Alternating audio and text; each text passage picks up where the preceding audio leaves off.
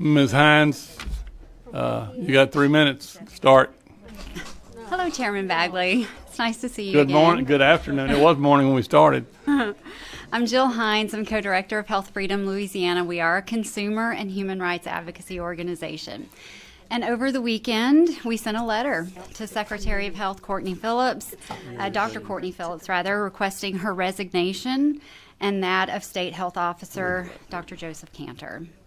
Our letter raises serious concerns about their competence in those roles and places doubt over the information that they provide to this legislative body. As outlined in the letter, the malfeasance and incompetence exhibited by the Louisiana Department of Health places our state's greatest treasure, our children, in harm's way. Intentionally obfuscating the proposed rule change to add COVID-19 vaccination to the list of required vaccinations for K through 12 school attendance indicates serious failings in character and leadership. The opportunities to make the general public aware of their intentions were endless given the resources at hand. During the last legislative session, HB 498 was passed, which would have prevented the addition of a vaccine to the schedule while still under emergency use authorization. While the intention of the proposed rule change is to add the drugs as they become FDA approved, proposing this rule change and adding them while still under EUA ignores the will of the state legislature and the people it serves. Governor Edwards, of course, vetoed that legislation. Our children are not political pawns. The caveat, of course, is that we have an exemption. There is no law that requires the state to inform parents of the exemption.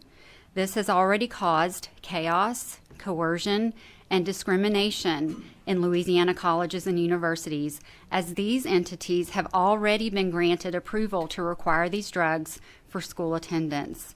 HB 13, presented during the 2020 legislative session, offered the opportunity to provide parents with the essential information regarding exemptions.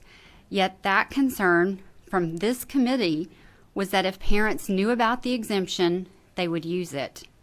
The bill received 3 votes and failed to pass out of committee.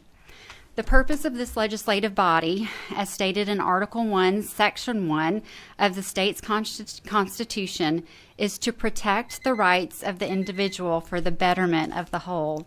The Louisiana Department of Health is not an elected body, yet they have done more to direct policy in the last 21 months than any other elected body in the state. At their recommendation, parental rights have effectively been removed by requiring masks in schools. Their recommendations have violated constitutionally protected civil liberties, including freedom of religion and right to privacy, and have interrupted commerce and employment stability.